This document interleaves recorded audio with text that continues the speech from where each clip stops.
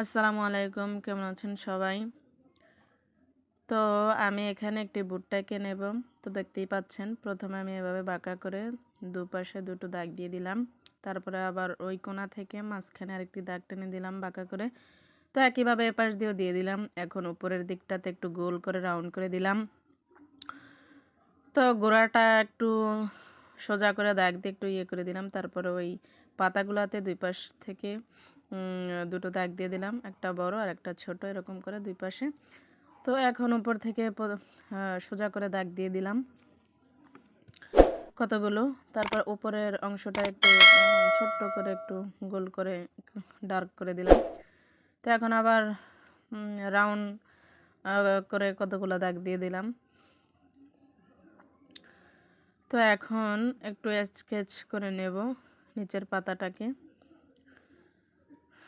তো দেখতেই পাচ্ছেন আমি কিভাবে করে নিচ্ছি। আপনারা চাইলেও এভাবে এঁকে নিতে পারেন।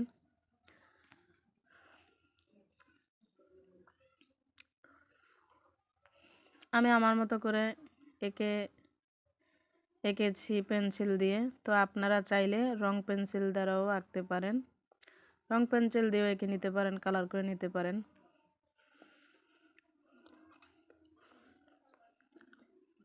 আমি আমার মতো আঁকছি, আপনারা আপনাদের ইচ্ছে মতো এঁকে নেবেন।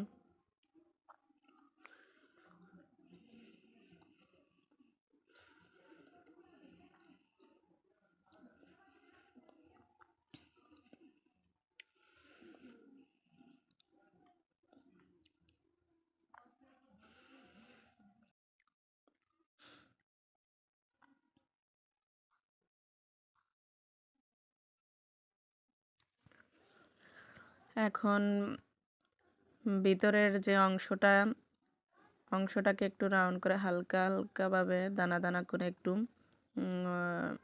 পাশের কোনাগুলোকে একটু ডার্ক করে দেব, যাতে ভুট্টার যে দানা রয়েছে সেই দানাগুলো যেন বোঝা যায়। তাই দানাগুলো বোঝানোর জন্য আমি হালকা করে একটু ডার্ক করে দিয়েছি চার কোনা। তো আপনারা চাইলেও এভাবে করে নিতে পারেন।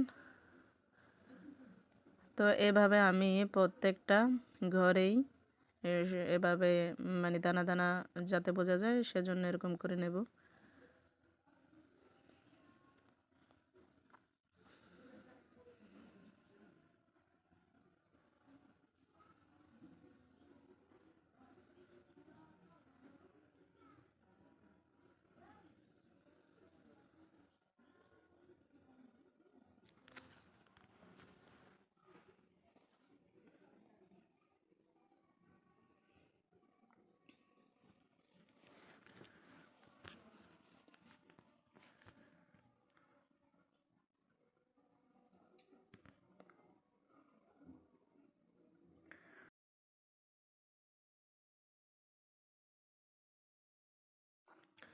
তো আশা করি আপনারা বুঝতে পারছেন আমি কিভাবে এঁকে নিচ্ছি।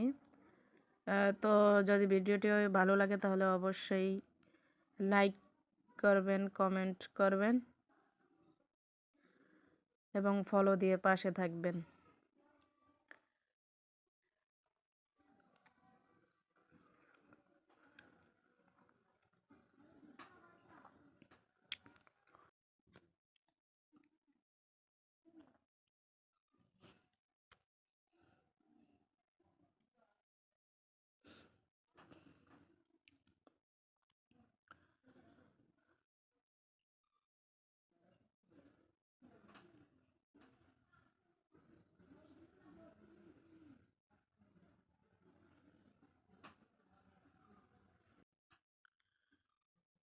তো এখন আমি নিচের অংশটাকে একটু হালকা করে পেন্সিল দিয়ে স্কেচ করে ডার্ক করে নিচ্ছি। তো আজ এ পর্যন্তই।